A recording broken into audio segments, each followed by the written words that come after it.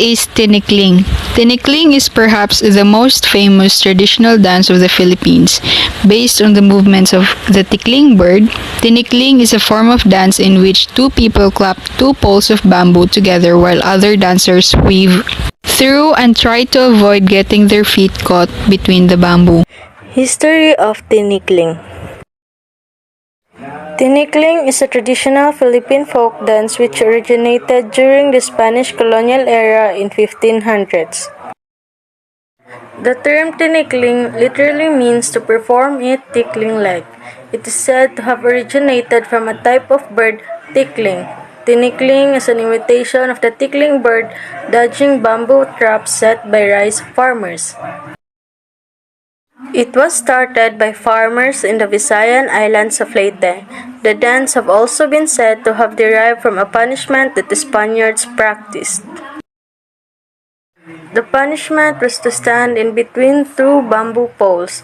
These poles were then clapped together in an effort to beat the Filipino natives' feet. For this traditional folk dance, females wear a dress called balintawak or patadyong, and males wear a uniform called barong Tagalog. The balintawak are colorful dresses with wide arc sleeves, and the patadyong is a pineapple fiber blouse paired with checkered skirts. The barong Tagalog uniform is usually lightweight long-sleeve shirts and worn with red trousers. Dancers also wear no footwear while performing. Tinikling is considered a national dance in the Philippines, and almost every Filipino knows how to do it. It's usually performed on special occasions like traditional Filipino festival or at school and theater performances. Tinikling is considered to be the oldest traditional dance of the country and is also danced across the globe. Now, what are the basic steps in Tinikling dance? Tinikling dance steps are usually described as combinations of only three basic 4/4 steps: the singles, doubles, and hops. Singles and doubles refer to the number of feet that touch the floor at a time during a given step, while hops refers to a specific category of single steps, although sometimes a step involving just one foot at a time actually contains a leap, since the body weight is transferred from one foot to other foot. The bamboo serves as both a percussion instrument and a part of the dance itself. Tinikling can be tricky because both primary dancers must move quickly to avoid getting a foot caught by the fast-moving poles. Singles Tinikling dance. At the start of this dance, the poles are placed on the left side of two dancers. They have the left foot lead. And the doubles Tinikling dance. For the footwork for these Tinikling steps, both dancers should start to the right side by the bamboo poles. Now these are the basic steps of Tinikling dance.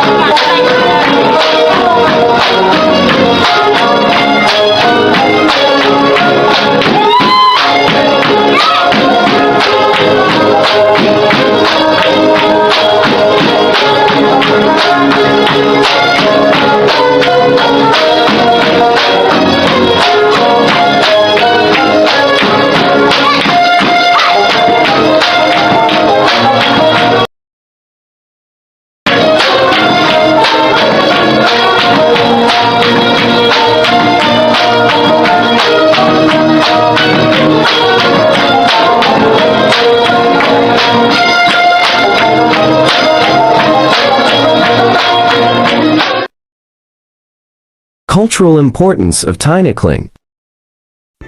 The cultural importance of Tinikling dance. The Tinikling is an important dance to the Philippines in a variety of ways through unique props, clothing, and entertainment dance movement.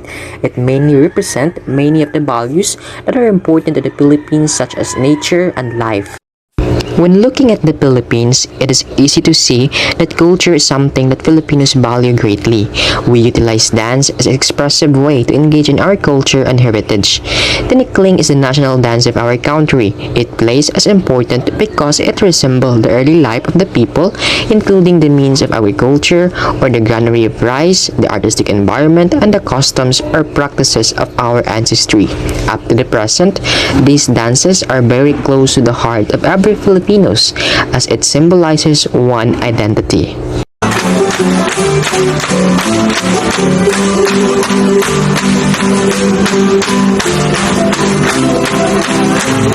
Why is Tinikling the national dance of the Philippines? Tinikling became the national dance of the Philippines because it shows how we Filipinos adapt beautiful things that we could see in nature. It can also help people, especially foreigners, learn more about our culture because Tinikling resembles the Philippines' core values: nature, life, and agriculture. How can we preserve cultural practices like tinikling in times of modernity?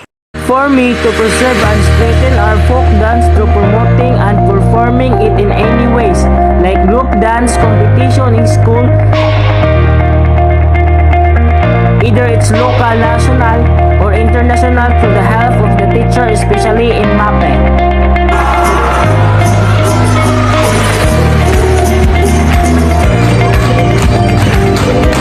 Thank you for watching.